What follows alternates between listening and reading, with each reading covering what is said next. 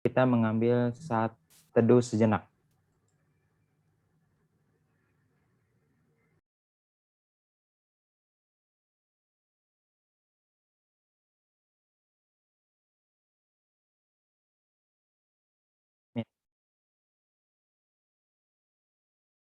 Bersyukur kita siang hari ini masih diberi kesempatan untuk datang beribadah menyembah Tuhan di tengah pandemi ini.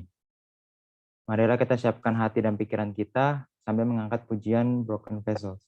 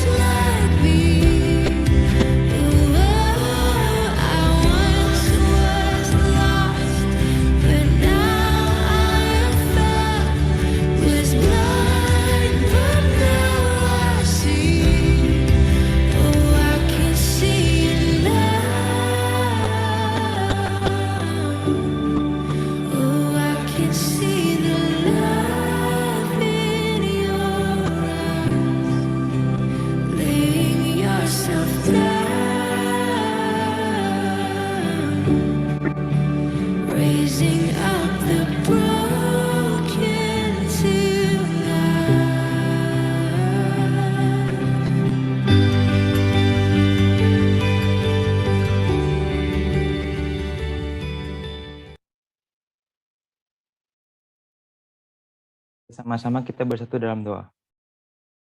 Allah Bapa kami yang ada di surga, terima kasih atas kasih dan kebaikan yang telah Kau berikan kepada kami. Terima kasih juga atas penyertaan-Mu yang Kau berikan di sepanjang hidup kami. Kenyataan bahwa kami bisa datang kembali beribadah kepada-Mu Tuhan merupakan suatu anugerah yang besar bagi kami.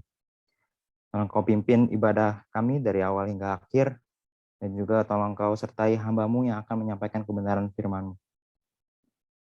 Semuanya ke dalam tangan-Mu, di dalam nama Tuhan Yesus kami telah berdoa dan mengucap syukur. Haleluya, amin. Teman-teman, dalam minggu akhir ini mungkin kita ada melakukan hal-hal yang kurang berkenan di hadapan Tuhan. Mari kita meminta pengampunan dosa dari Tuhan, mengaku dosa, meminta Tuhan untuk meluputkan setiap dosa dari hati kita, agar kita layak memuliakannya sambil diiringi lagu Bapa Sentuh Hatiku.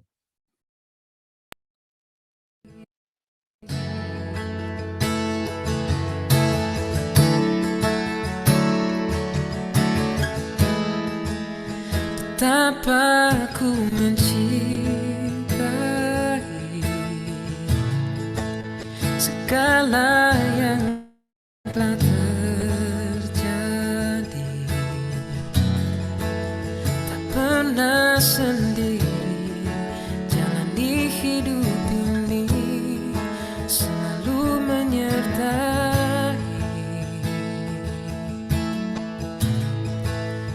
Betapa ku menyadari di dalam hidupku ini Kau selalu memberi rancangan yang terbaik oleh karena kasih.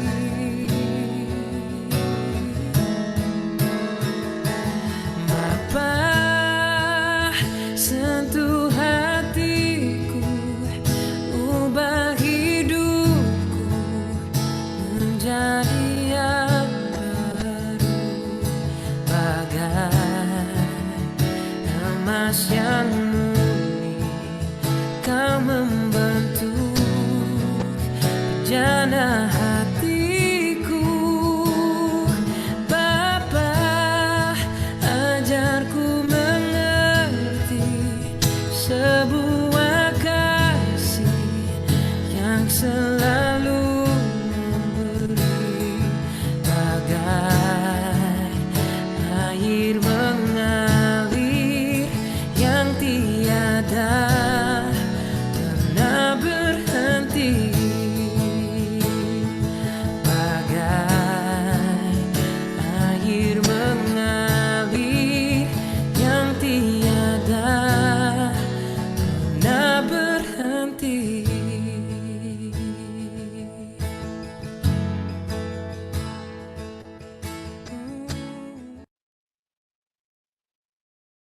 Doa pengakuan dosa saya serahkan kepada Kohendra. Oke, teman-teman, mari kita datang di hadapan Tuhan. Kita mau berdoa, mengakui dosa kita.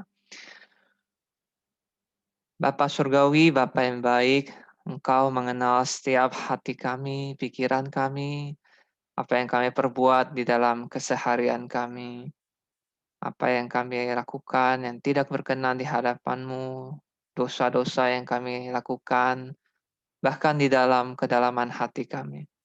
Orang lain mungkin tidak tahu, tetapi Engkau Allah yang mengetahui segalanya tentang kami. Kami mengakui kami orang-orang yang berdosa, kami menyakiti hati sesama kami melakukan dengan mulut bibir kami, dengan pikiran kami, dengan tindakan kami, hal-hal yang tidak berkenan di hadapan-Mu Tuhan. Ampuni salah dosa kami sungguh orang-orang yang berdosa, yang butuh anugerah pengampunan yang dari Tuhan. Terima kasih Tuhan buat karya salib-Mu, bahwa oleh darah-Mu yang kudus itu membasuh kami dari segala dosa, menyucikan setiap kami yang percaya kepada Engkau, Yesus Tuhan Juru Selamat. Tuhan ampuni salah dosa kami dengan hancur hati mengaku dosa, memohon belas kasihan Tuhan, memulihkan kami, mengampuni kami, dan kasih-Mu Tuhan yang membasuh, menjadikan kami anak-anak-Mu Tuhan. Terima kasih Bapa yang baik, kami mengucap syukur buat anugerah yang Kau beri. Demi nama Tuhan Yesus Juru Selamat kami sudah bersyukur dan berdoa. Amin. Ya teman-teman, mari kita mengikrarkan pengakuan iman kita, pengakuan iman rasuli yang berbunyi demikian. Aku percaya kepada Allah, Bapa yang Maha Kuasa, Khalik langit dan bumi, dan kepada Yesus Kristus, Anaknya yang tunggal Tuhan kita, yang dikandung dari Roh Kudus, lahir dari anak darah Maria, yang menderita sengsara di bawah pemerintahan Pontius Pilatus, disalibkan, mati, dan dikuburkan, turun ke dalam kerajaan maut. Pada hari yang ketiga, bangkit pula dari antara orang mati, naik ke surga, duduk di sebelah kanan Allah, Bapa yang Maha Kuasa. Dan dari sana Ia akan datang untuk menghakimi orang yang hidup dan yang mati. Aku percaya kepada Roh Kudus, gereja yang kudus dan am, persekutuan orang kudus, pengampunan dosa, kebangkitan tubuh, dan hidup yang kekal. Amin.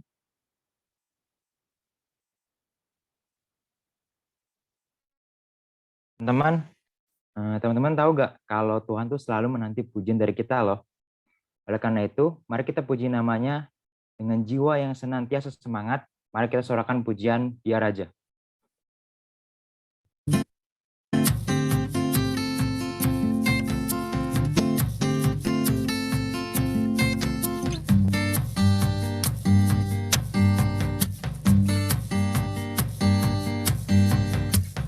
Bersyukurlah kepadanya, bawalah pujian baginya, karena Dia Raja, Dia yang perkasa.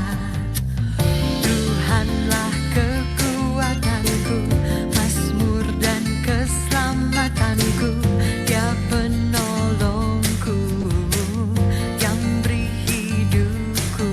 Kau yang berjaya, seluruh semesta sujud menyembah.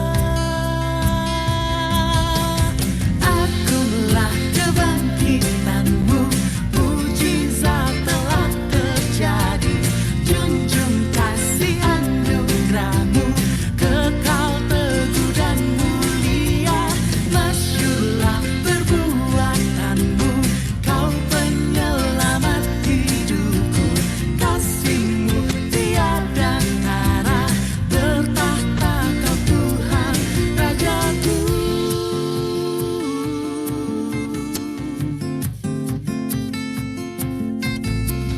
Tuhanlah kekuatanku, mazmur dan keselamatanku, Dia penolongku, yang beri hidupku. Kau yang berjaya, seluruh semesta sujud menyembah. Akulah kebangkitanmu, mujizat telah terjadi. Junjung kasih anugerahmu, kekal teguh dan mulia. Masyurlah perbuatanmu, kau penyelamat hidupku. Kasihmu tiada tara, bertahta kau Tuhan Rajaku.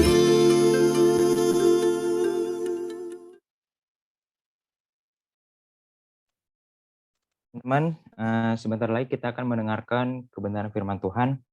Mari kita hargai firman Tuhan dengan cara sungguh-sungguh mempersiapkan hati pikiran kita dan tidak melakukan aktivitas lain. Mari kita sama-sama menyanyikan lagu Tenang.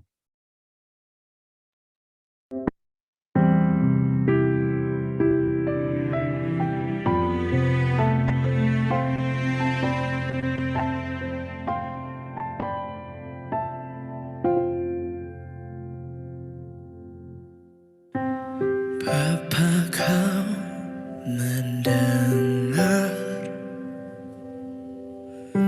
seruan hatiku, tak pernah kau lepaskan dari kasih-Mu. Lewat lembah kelam, kau temani aku. Roh-Mu bekerja selalu untuk kebaikanku.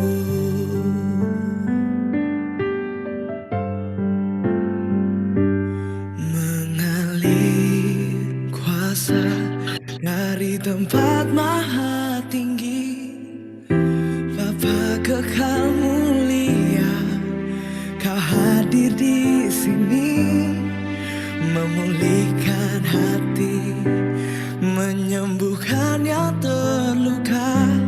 Ku kan tenang bersamamu Bapa.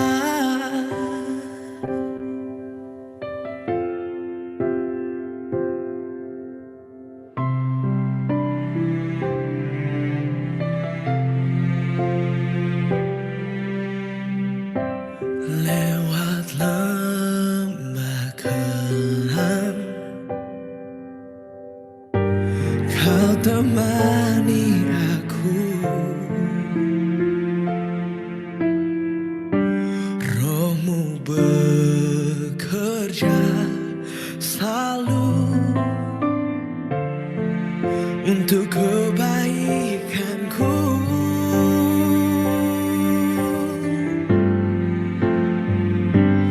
Mengalir kuasa dari tempat maha tinggi, Bapa kekal mulia, Kau hadir di sini, memulihkan hati, menyembuhkan yang terluka.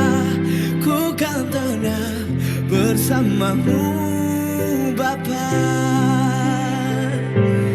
Mengalir kuasa dari tempat maha tinggi, Bapa kekal mulia, Kau hadir di sini, memulihkan hati, menyembuhkan yang terluka.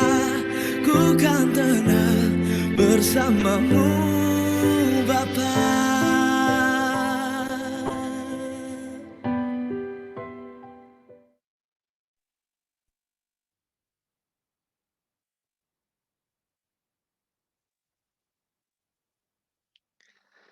Shalom teman-teman, sebelum kita bersama-sama merenungkan firman Tuhan pada kesempatan ini, mari kita datang berdoa di hadapan Tuhan.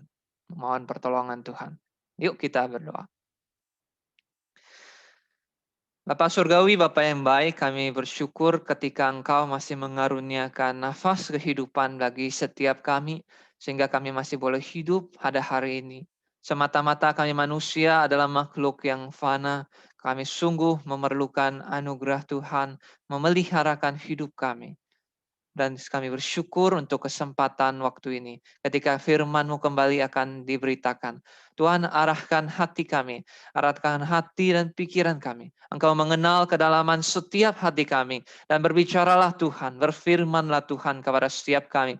Sehingga firman-Mu Tuhan itu menyapa kami yang letih lesu. Kami yang lemah, kami yang kering. Engkau segarkan, Engkau baharui lagi dengan kuasa firman-Mu. Dan biar Roh Kudus-Mu Tuhan bekerja, berkarya di antara kami, di dalam hati pikiran kami, supaya kami dapat fokus untuk mendengarkan firman-Mu Tuhan, dan hati kami menyambut kebenaran-Mu Tuhan. Dan bila firman-Mu yang berbicara kepada setiap kami, pakailah hamba-Mu yang terbatas ini Tuhan, untuk memberitakan firman-Mu, dan tolong setiap kami, supaya kami bersedia, bersiap hati, menyambut firman-Mu.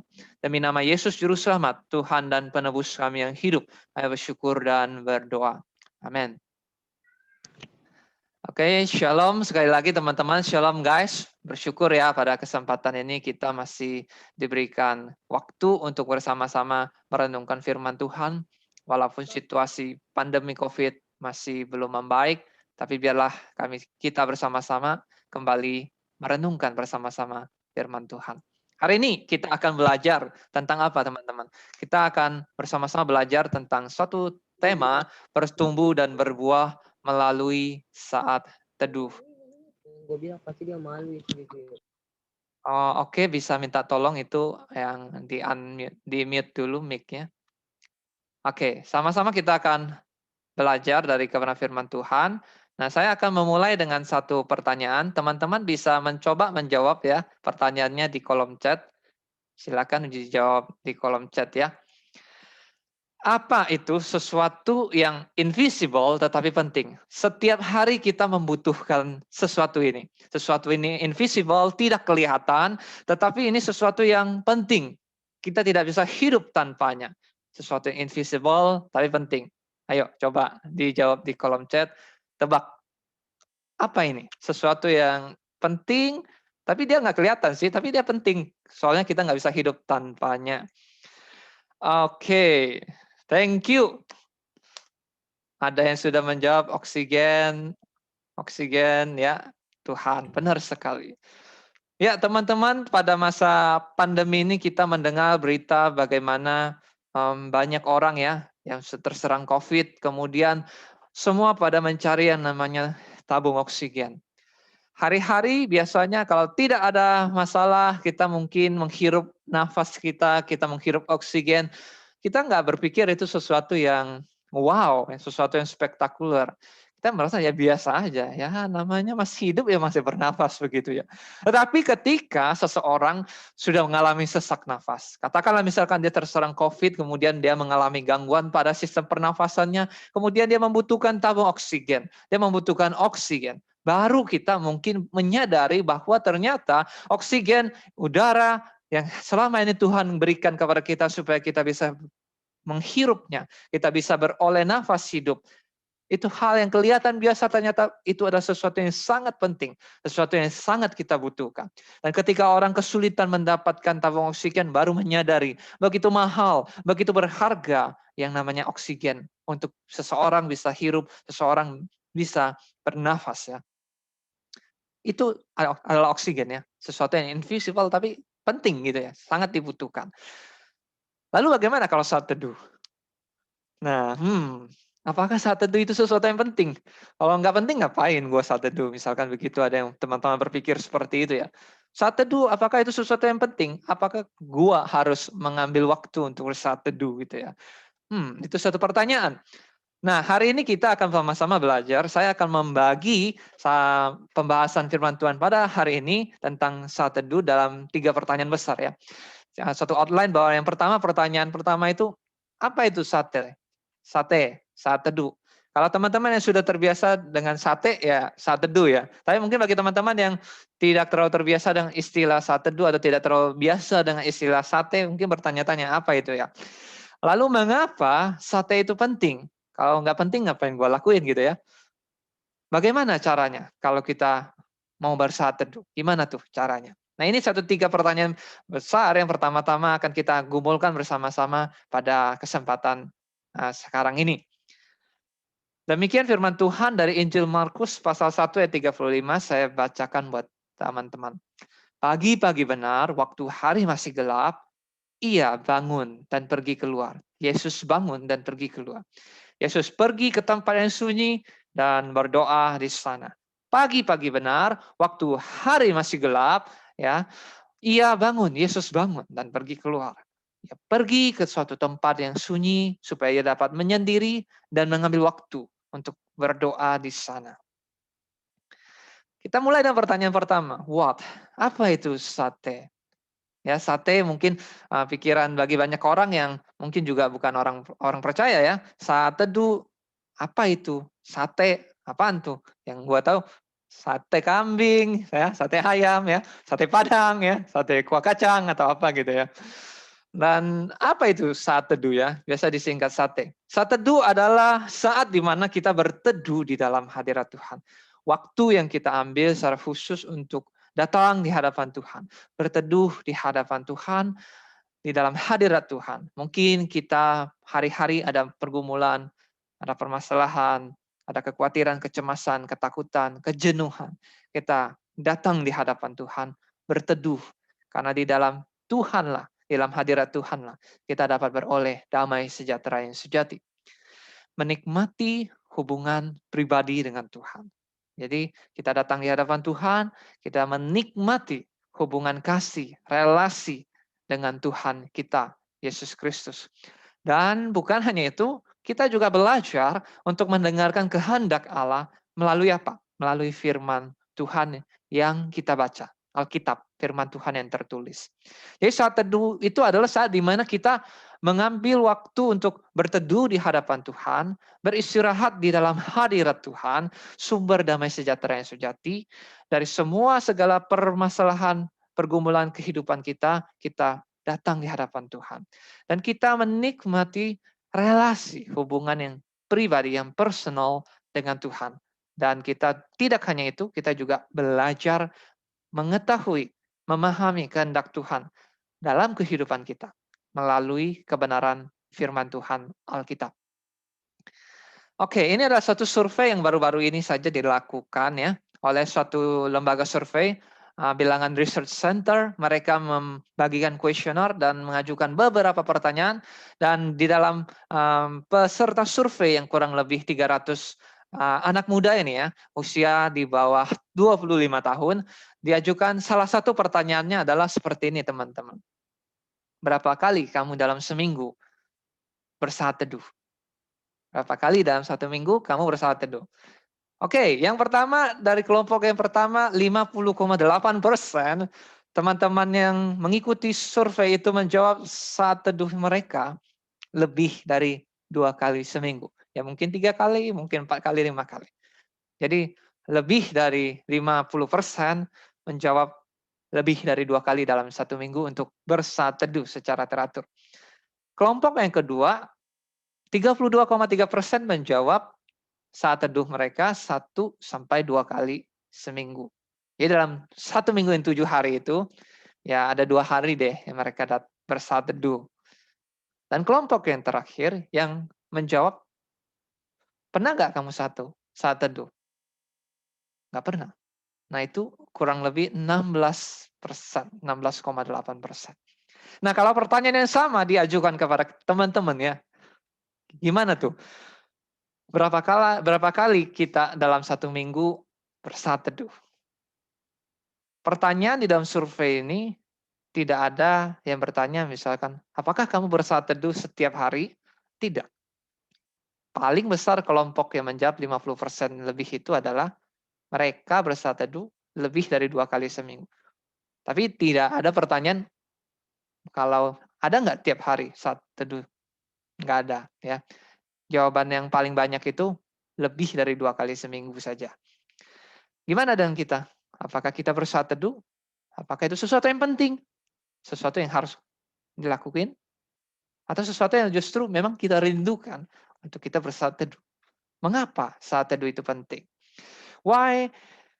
Pertanyaannya adalah mengapa saat teduh itu penting?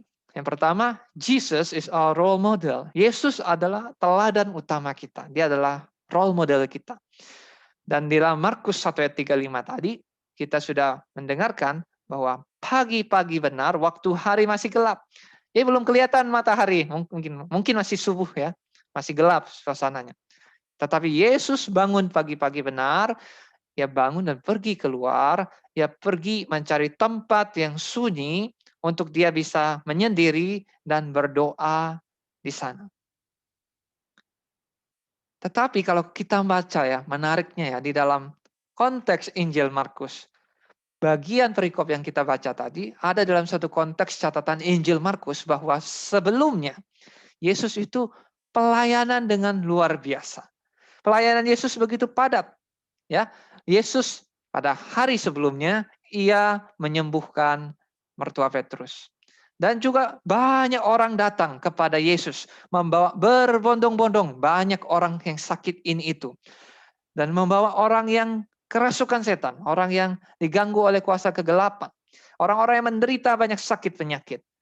Lalu mereka membawa berbondong-bondong karena mereka percaya, tahu, dengar bahwa ada Yesus yang datang ke tempat itu, Yesus yang sanggup menyembuhkan, Yesus yang sanggup melakukan mukjizat yang luar biasa, bahkan mengusir roh-roh jahat. Wah, Yesus begitu padat pelayanannya, pelayanan yang begitu sibuk. Bahkan orang yang datang begitu banyak seolah-olah tidak berhenti-henti sampai Yesus melayani hingga larut malam. Wah, Yesus tentu capek secara fisikal ya. Karena dia memiliki tubuh manusia yang biasa, sama seperti kita. Dia bisa capek, bisa lelah. Tetapi Yesus tidak ngomong, I'm busy, I have no time, I'm so tired, I'm so exhausted. Yesus nggak ngomong, gue terlalu capek. Yesus nggak ngomong, gue terlalu sibuk. Walaupun Yesus begitu sibuk, begitu padat melayani begitu banyak orang sakit, orang yang kerasukan, orang yang datang untuk mencari dia. Yesus tetap mengambil waktu untuk berdoa secara personal.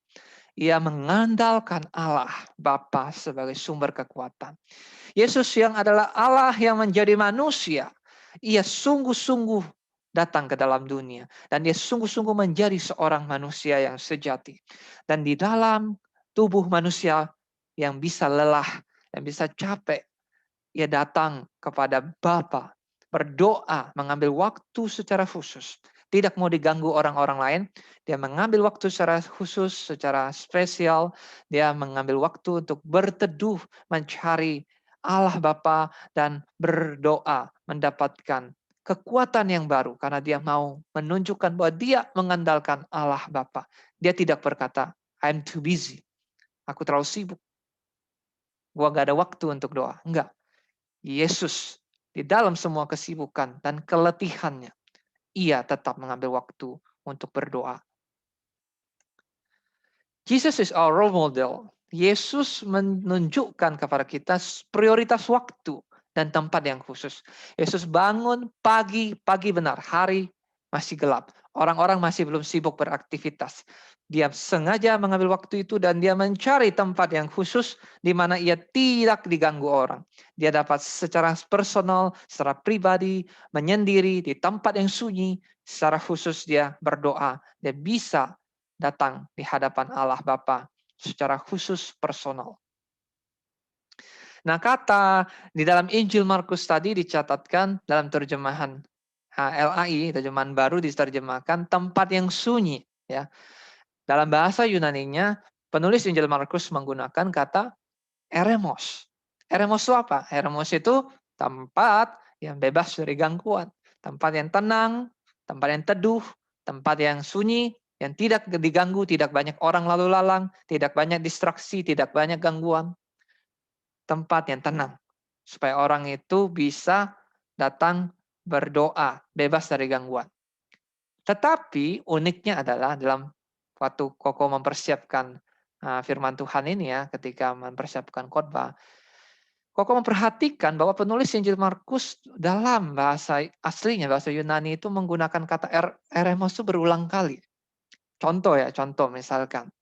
Di ayat yang keempat, Markus 1 ayat keempat, demikianlah Yohanes Pembaptis tampil di padang gurun dan menyerukan, bertobatlah dan berilah dirimu dibaptis, dan Allah akan mengampuni dosamu.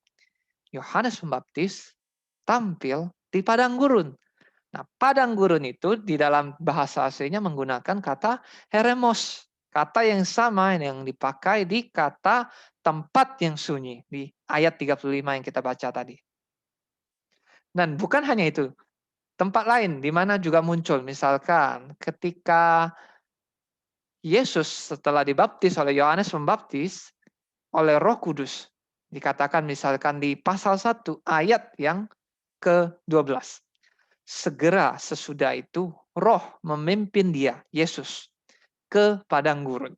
Nah, kata padang gurun di sini juga menggunakan kata yang sama, eremos.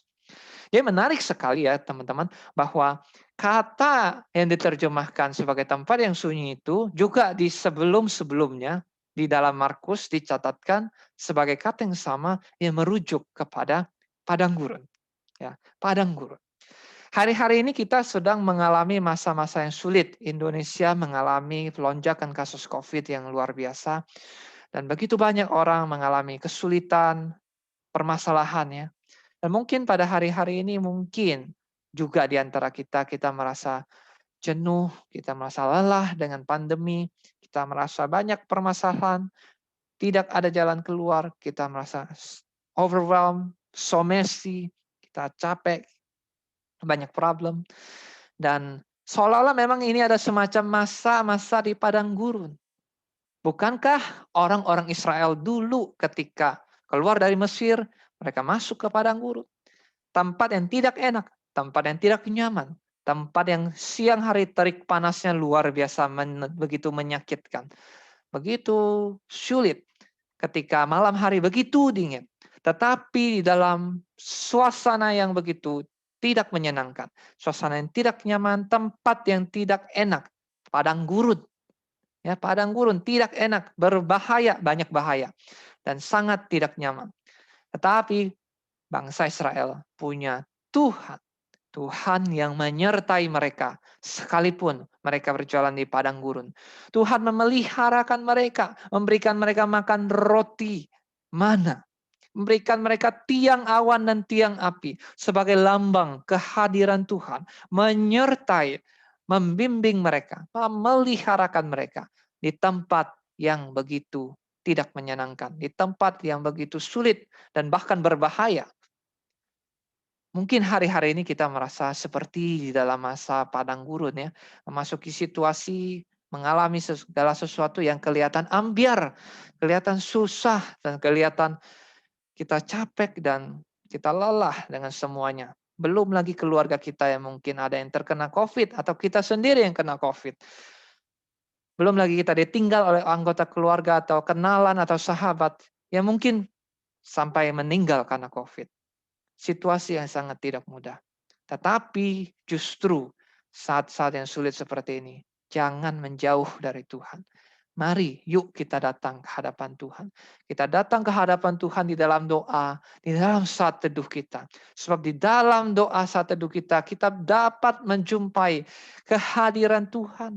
Allah Immanuel, Allah yang menyertai umatnya. Menjumpai hadirat Allah dan menikmati relasi kasih dengan Tuhan. Dunia begitu banyak persoalan, problem, tetapi kita tidak perlu kehilangan kekuatan kita, yaitu Tuhan Yesus. Dengan saat teduh, dengan kita berdoa, kita mendapatkan kekuatan yang baru. Kita mendapatkan penghiburan, kita mendapatkan damai sejahtera yang sejati, kita mendapatkan sukacita yang dari Tuhan. Sekalipun situasi sekeliling kita tidak mudah, berbahaya, tetapi Tuhan menyertai kita, memberi kita damai yang melampaui segala kekhawatiran, memberi kita sukacita yang sejati, karena kita punya Tuhan Yesus. Guys, lanjutannya di ayat 36 sampai 39, Markus 1 mencatat seperti ini. Tetapi Simon dan kawan-kawannya menyusul dia. Waktu menemukan dia, mereka berkata, semua orang mencari engkau. Jadi mungkin Yesus memang bangun lebih awal ya. Tentu dia bangun lebih awal. Dia pergi untuk menyendiri. Dia mengambil waktu untuk berdoa. Murid-murid juga mungkin belakangan bangunnya. Waktu mereka bangun baru sadar, Yesus kemana ya? Kemudian dicarilah. Mereka mencoba mencari Yesus kemana-mana. Dan akhirnya menjumpai, menyusul Yesus. Waktu ketemu sama Yesus, mereka ngomong murid-muridnya. Semua orang mencari engkau, kemana saja engkau Tuhan? Tetapi Yesus langsung menjawab, marilah kita pergi ke tempat lain, ke kota-kota yang berdekatan, supaya di sana juga aku memberitakan Injil. Karena untuk itu aku telah datang. Lalu pergilah ia ke seluruh Galilea dan memberitakan Injil dalam rumah-rumah ibadat mereka dan mengusir setan-setan. Yesus itu begitu padat pelayanannya, luar biasa, begitu sibuk pelayanan, begitu sibuk melayani orang-orang yang datang mencari dia. Dan pertanyaannya, mengapa saat teduh itu penting? Karena it's essential for growing and bearing fruit spiritually. Saat teduh adalah sesuatu yang esensial, sesuatu yang tidak bisa digantikan, sesuatu yang betul-betul kita butuhkan, kita perlukan. Kita butuh saat teduh untuk supaya kita bisa bertumbuh dan berbuah secara rohani. Kalau engkau dan saya ingin bertumbuh secara rohani, kita tidak bisa mengabaikan atau menganggap remeh saat teduh. Karena saat teduh adalah sesuatu yang sangat esensial. Hubungan pribadi kita dengan Tuhan adalah sesuatu yang mendasari pertumbuhan rohani kita dan pelayanan. Ya, kita tidak bisa hanya cuma melakukan aktivitas pelayanannya satu dengan yang lain. Kalau kita sibuk dengan aktivitas pelayanan A, sibuk dengan aktivitas pelayanan B, tidak. Yesus menjadi role model kita dan Yesus menunjukkan bahwa walaupun kita mengalami kesibukan ini dan itu, kita tidak bisa mengabaikan atau menganggap remeh saat teduh atau doa. Saat teduh menjadi bagian yang esensial. Kita perlu bersaat teduh untuk bisa bertumbuh secara sehat, untuk bisa berbuah secara rohani. Mungkin kita dengar, karakter tentang buah roh ya. Ada kasih, sukacita, damai sejahtera, kesabaran, kemurahan ya. Nggak gua banget kayaknya gitu ya. Mungkin teman-teman sebagian merasa nggak gua banget. Gue nggak sabar, gue nggak murah hati, gue egois, gue nggak peduli gitu ya, misalkan begitu ya. Gimana bisa memiliki buah roh dalam kehidupan kita? Gimana bisa memiliki karakter yang semakin hari serupa dengan Yesus? Tidak bisa tidak. Kita butuh yang namanya untuk saat teduh. Karena dalam saat teduh itu kita menjumpai hadirat Tuhan. Kita di dalam saat teduh itu menikmati cinta kasih yang dari Allah di dalam Kristus Yesus. Dan di dalam saat teduh itu kita belajar memahami kehendak Tuhan dan mau untuk menaatinya. Kita tahu kehendak Tuhan melalui mana? Melalui firman Tuhan, melalui Alkitab yang kita baca dan renungkan. Itu sesuatu yang sangat esensial, tidak bisa digantikan. Sesuatu yang mendasar. Fondasi dari seluruh pertumbuhan rohani, perjalanan kita sebagai murid Yesus, dan pelayanan kita sebagai orang-orang percaya. Semua didasarkan melalui saat teduh. Pentingnya, sangat penting. Ya. Oke, kita lanjut pada pertanyaan berikutnya. Bagaimana? Gimana saat teduh itu kok? Ya, mungkin ada di antara kita yang masih belum pernah saat teduh. Apaan sih saat teduh? Apaan sih saatnya? Gimana caranya? Oke, yang pertama adalah siapin waktu dan tempat secara khusus. Ya, jadi kita dalam kondisi keadaan kita, ke rumah kita tahu waktu yang paling baik untuk kita untuk bersaat teduh, untuk kita berdoa supaya tidak diganggu atau terdistraksi dengan berbagai macam gangguan ya. Cari waktu yang khusus, cari tempat yang khusus supaya kita bisa berdoa dengan tenang, dengan teduh, kita tidak banyak gangguan, tidak banyak distraksi, ya. Kemudian yang kedua, bukan hanya nyiapin waktu dan tempat, tapi kita juga menyiapkan hati dan pikiran kita ya. Hati dan pikiran kita. Jadi kalau kita tahu aware lah bahwa mungkin ketika kita saat teduh misalkan mau pakai Alkitab di handphone, muncul notifikasi, muncul notif ini itu, notif IG lah, notif TikTok lah, ini itu, ada yang WA atau ada yang lain, ada reminder apa, ini itu ya. Itu menjadi distraksi, menjadi gangguan, membuat kita nggak fokus. Karena dalam saat teduh kita butuh untuk fokus sama Tuhan. Ya, jadi kita tinggalkan sementara waktu untuk gadget kita, smartphone kita, ambil waktu secara khusus untuk memfokuskan hati pikiran kita kepada Tuhan, ya. Jadi jangan terlalu banyak gangguan distraksi. Dan tentu kita butuh Alkitab. Kenapa lebih direkomendasikan pakai Alkitab fisik ya, soal Alkitab cetak, misalkan seperti ini ya. Kita kalau baca Alkitab yang cetak itu, printed gitu ya, nggak akan muncul tuh notif IG, nggak akan muncul tuh notif TikTok atau notif apaan gitu ya. Tapi kalau kita pakai Alkitab fisik ini, kita bisa fokuskan supaya kita tahu smartphone kita bisa banyak distraksi, bisa banyak ini itu.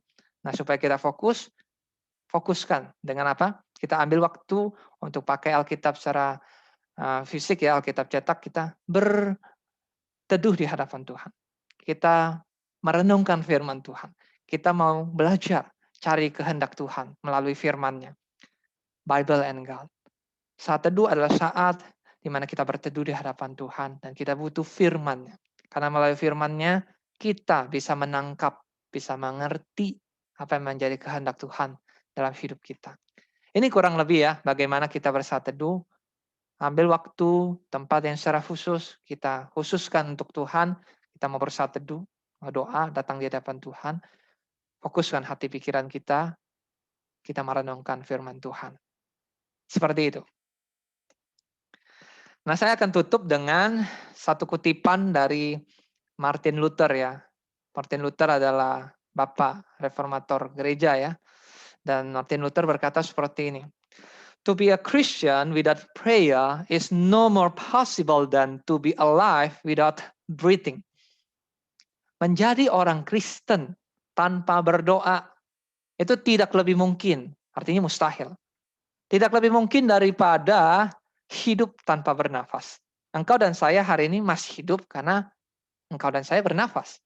Guys, kita ini bernafas loh. Pada detik ini, kita bernafas, kita menghirup nafas kehidupan, kita hidup.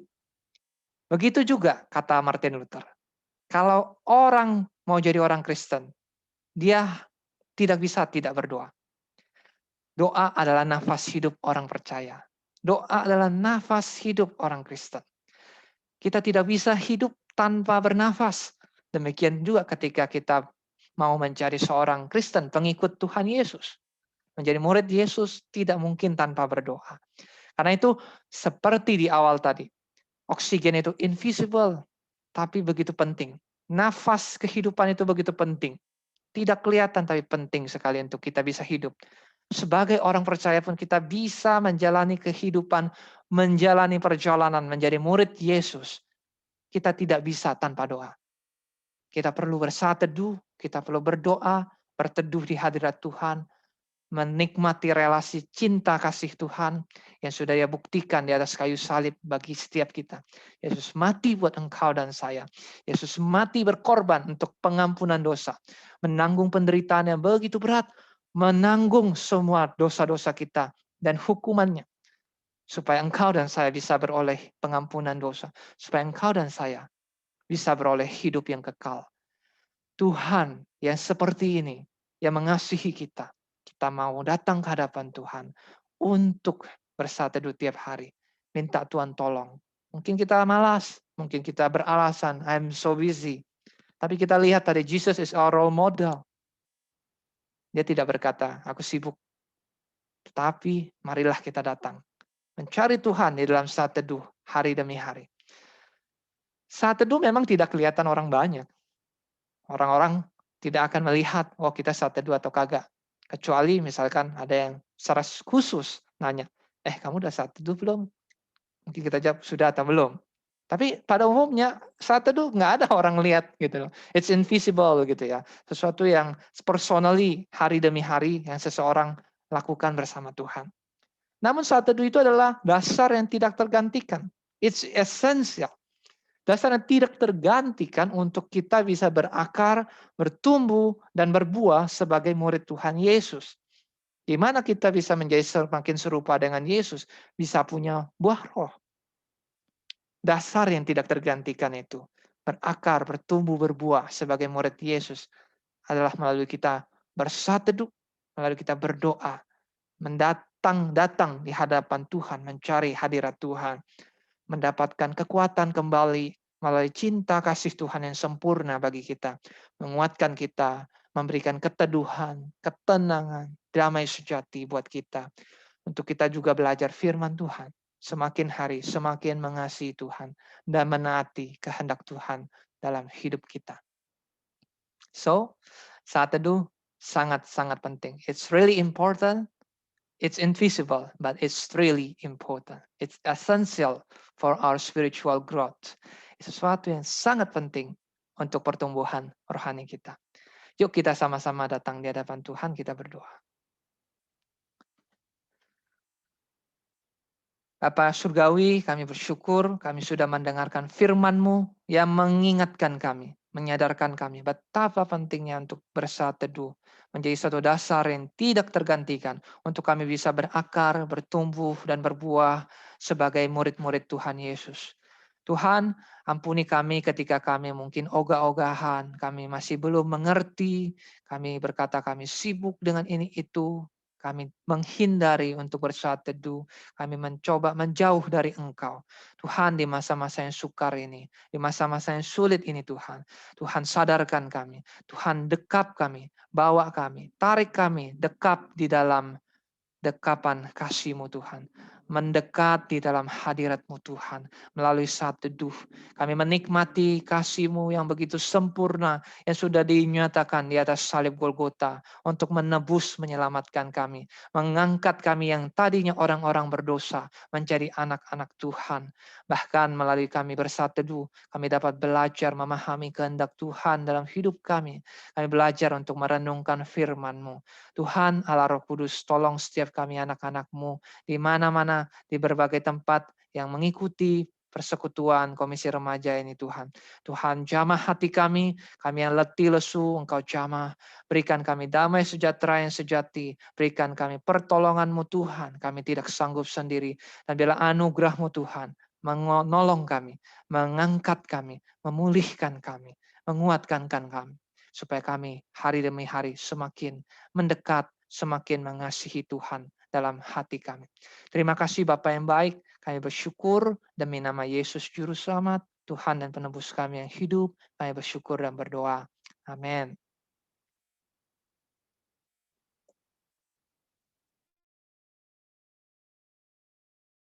Teman, setelah mendengar firman Tuhan, kita tahu bahwa Tuhan memberikan segala yang baik untuk kita. Ini saatnya kita memberikan persembahan sebagai bentuk ucapan terima kasih dan syukur kita kepada Tuhan. Nah, bagi teman-teman yang punya saldo OVO, GoPay, BC Mobile, Dana, atau ShopeePay, bisa scan QR Code yang bakal ditampilkan di slide nanti. Atau bisa juga melalui transfer ke rekening BCA GKI Citra, atau teman-teman juga bisa boleh mengumpulkannya sendiri di rumah, nanti dibawa kembali pada saat gereja sudah tatap muka. Mari sambil memberikan persembahan, kita nyanyikan lagu Sukacita Surga.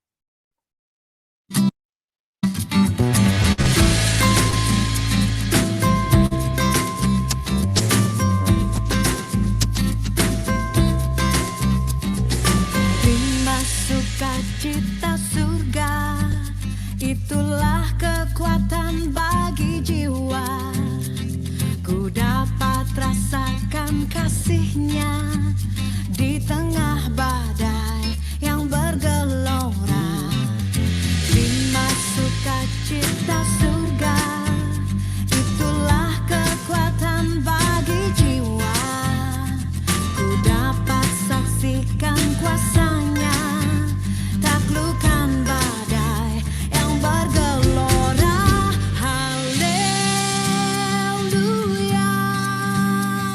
Kau ada dalam hatiku, takkan patah semangatku, takkan hilang kekuatanku.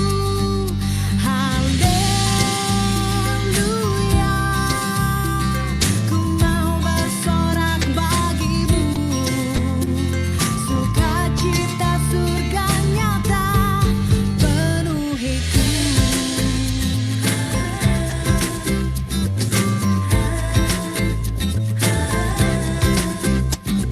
Terima sukacita surga, itulah kekuatan bagi jiwa. Ku dapat saksikan kuasa-Nya, taklukkan badai yang bergelora. Haleluya, Kau ada dalam hatiku, takkan patah semangatku, takkan hilang kekuatanku.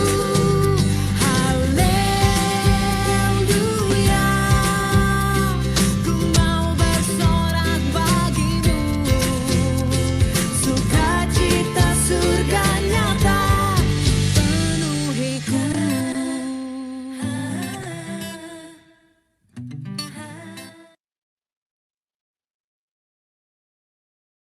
Mari kita bersatu dalam doa. Bapa kami yang ada di dalam surga, terima kasih atas kasih setiamu, penyertaan-Mu dan berkat-Mu yang telah Kau limpahkan kepada kami anak-Mu. Inilah persembahan dari sebagian dari apa yang kami punya. Kiranya persembahan ini bisa digunakan untuk memperluas kerajaan-Mu.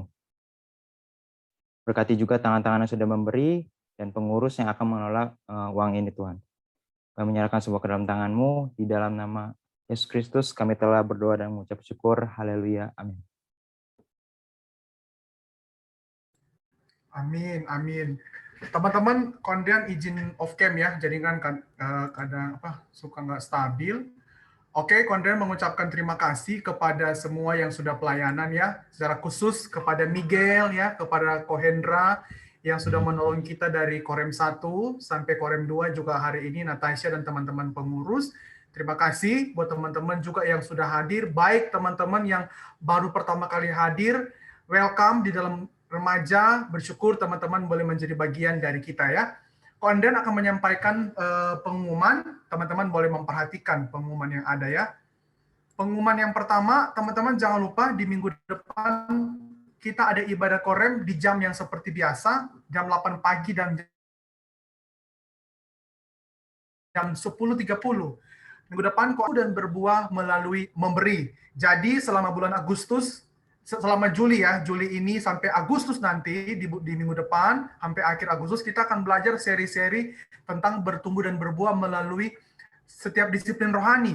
Nah, kalau minggu-minggu yang lalu kita belajar doa, saat teduh hari ini, tentang pelayanan, tentang puasa, nanti di bulan depan kita akan membahas tentang memberi, ibadah, penyembahan, penderitaan, dan juga melalui memberitakan Injil ya. Jadi teman-teman jangan ketinggalan untuk mengikuti setiap seri ini ya, supaya kita bisa memahami dengan baik. Selanjutnya, Ko Andrian berharap teman-teman yang masih mau melayani, bahkan mau memberi diri untuk membantu pelayanan di Korem, baik teman-teman yang mungkin bisa mengedit, bisa nanti mengatur Instagram kita, juga teman-teman yang punya keahlian di dalam berbagai macam hal, sangat terbuka untuk teman-teman bisa menghubungi Ko Andrian secara pribadi ya, untuk melayani. Kalaupun teman-teman tanya, Ko Andrian hari ini dalam bentuk apa sih pelayanan? Nah, kalau kita di dalam online, kita pelayanan yang terlihat saat ini adalah teman-teman bisa membantu membuat PPT, menjadi WL, dan juga operator. Dan juga sebenarnya ada plan-plan lain yang teman-teman juga bisa bantu sih. Kalau teman-teman mau membantu juga pelayanan di Instagram, saya teman-teman yang bisa menulis, teman-teman yang bisa share sesuatu di podcast, kita punya podcast, teman-teman yang bisa gambar, kita bisa buat apa ya, animasi di dalam gambar, kita bisa share secara bertahap di Instagram. Silakan teman-teman menghubungi Ko Andrian ya. Sangat terbuka untuk kita boleh melayani kali ini di dalam digital ya. Nanti ke depan Korem juga ada pelayanan bareng pemuda, berharap teman-teman juga boleh berikan kontribusi ya. Oke teman-teman, jangan lupa bagi yang sudah CD dan sudah dibaptis dewasa, yang sudah ikut kelas katekisasi, sudah dibaptis, jangan lupa minggu depan ada perjamuan kudus, dan teman-teman yang tidak ikut perjamuan kudus boleh tetap mengikuti ibadah Korem ya. Dan teman-teman yang mau mengikuti ibadah perjamuan kudus boleh mengikuti ibadah di YouTube GKI Citra. Tapi beberapa teman-teman, Ko Andrian tahu, kadang-kala masih ikuti ibadah remaja, nggak apa-apa. Nanti kalau udah di part perjamuan kudus, teman-teman bisa pindah ke umum juga nggak apa-apa ya.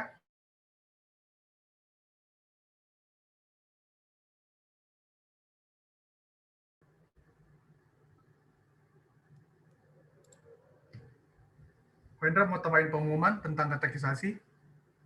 Oh ya, ntar.